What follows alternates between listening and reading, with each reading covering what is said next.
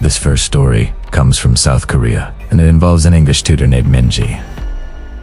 One evening, she was working late with one of her high school students. The buses had stopped running, and the boy lived far from her apartment. Against her better judgment, she agreed to let him sleep on her floor for the night. Around 2 a.m., the student woke her up. "I'm really hungry," he said. "Let's go get some food." Minji was confused. It was the middle of the night. She told him there was ramen in the kitchen, but he insisted they go to a 24-hour restaurant down the road. After several minutes of persuasion, she reluctantly agreed. As soon as they stepped onto the street, the boy turned to her and said something that made her blood run cold. "I'm not hungry. I woke up in the middle of the night and looked under your bed. There's a man sleeping there." When police arrived, they discovered that a homeless man had been living in Minji's apartment for 2 months, sleeping under her bed every night. The student only saw him because he was lying on the floor, giving him a clear view underneath. Imagine that, for 2 months, every night, as Minji drifted off to sleep, there was a stranger just inches below her, listening to her breathe, waiting in the darkness. Our second story takes us to the desolate highways between California and New Mexico. A Marine was driving alone through the high desert, taking a shortcut through total nothingness. The road wound through a mountain canyon with tall grass on both sides. Up ahead, he spotted something in the middle of the road. As he got closer, he saw a red Pontiac Fiero, stopped sideways across both lanes. A suitcase was open with clothes scattered everywhere, and 2 bodies lay face down on the asphalt. A man and a woman. He stopped about 100 feet away. Something felt wrong. Being a Marine, he reached under his seat for his 9mm pistol and chambered around. The scene looked too perfect, too staged. His instinct screaming danger, he found a line he could drive. Past the man on the left, swerve right of the woman behind the car. He dropped into first gear and punched it, speeding past the Bodis and the Fiero. A couple 100 feet later, he slowed down to catch his breath and looked in his rearview mirror.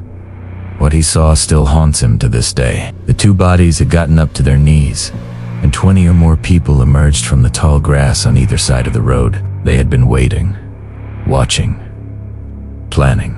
He floored the gas pedal and didn't let up until he reached the safety of the interstate. He'll never know what would have happened if he'd gotten out to help those victims. When this storyteller was young, his older sister would babysit him while their parents were out. She was a smoker and had to go outside for her cigarettes, and he would follow her out to the carport. One day, his sister noticed a white SUV at the end of their driveway. It had the darkest tinted windows he'd ever seen. You could unsee inside from any angle. The vehicle would sit there until she went back inside, then drive to the church parking lot at the end of the road and wait. When she came out for another smoke, it would return. This pattern continued for days, then weeks. The SUV would just sit there, watching his sister. Their father, who was a sheriff's deputy, called in a complaint. But by the time police arrived, the SUV was always gone. Months passed. Then, nearly 9 months after it started, the white SUV returned. This time, his sister had had enough. She told him to stay in the carport and started walking toward the vehicle.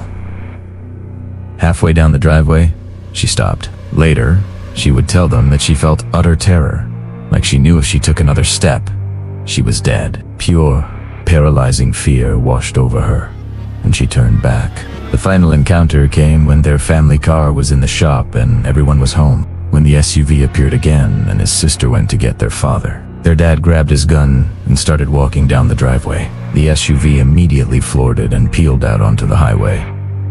The scariest detail, the license plate had been covered in duct tape. They never saw it again, but somewhere out there, someone had been watching, waiting, and planning something terrible. This story involves a neighbor's son who was disturbed. He was 19, obsessed with slasher movies, and had an unhealthy interest in a 7-year-old girl next door. He would try to talk to her on her way home from school, call over the fence while she played in the backyard, and even called their house asking to speak to her. When her father confronted him and his parents, telling them to stay away from his daughter, things got weird. The little girl started complaining that something was living in her closet. She was too scared to get up at night to tell her parents, but whatever it was wasn't there during the day. They assumed it was just childhood imagination. Monsters under the bed, things in the closet. One night, while his wife and daughter were staying at his mother's house, the father fell asleep watching HBO downstairs. At 2 a.m., the phone rang. It was his neighbor. "We saw that you were up, so we called. Our son is missing. We saw you walking around upstairs and the light is on." But he had been passed out on the couch. No one had turned any lights on. His blood ran cold. He hung up, ran outside to grab his shotgun from his truck, and noticed the sheriff pulling up to his neighbor's house. He could see the lights in his daughter's room were on, and there was a silhouette pacing back and forth behind the curtains. When the deputies entered the house, they found the neighbor's son in his daughter's bedroom. He had created a nice little setup in her closet where he had been hiding and watching. His explanation: "I like to watch her sleep in the moonlight." How many nights had he been there? How long had he been watching? And what would have happened if the family hadn't been staying elsewhere that night? And our final story begins on what should have been a normal Friday night. A young man was heading to a hockey game with his friend, but in his rush, he forgot his phone at home. During the game, worried that he might have dropped it somewhere, he borrowed his friend's phone and called his own number. After 3 rings, someone picked up, but they remained completely silent. He shouted into the phone, explaining that he was just checking if he'd left his phone at home. No response. Thinking it was his little brother playing a prank, he hung up. When he got home late that night, the house was empty. He called his parents, who told him they had gone out to dinner and a concert with his little brother. They had left soon after he did for the game. Then the realization hit him like a punch to the gut.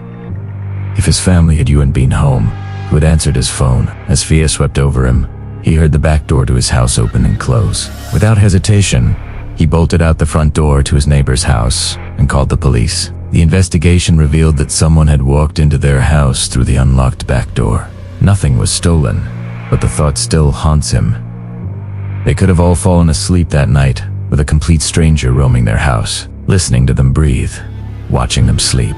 These 5 stories remind us of an uncomfortable truth. Sometimes the most dangerous monsters are hiding in horror movies or urban legends. They're hiding in plain sight, waiting under beds, watching from white SUVs, or simply walking through unlocked doors. So tonight, when you're lying in bed and you hear that unexplained sound, when you see movement in your peripheral vision, when you feel like someone's watching you, remember these stories, because somewhere out there, in the darkness, someone might be watching you too.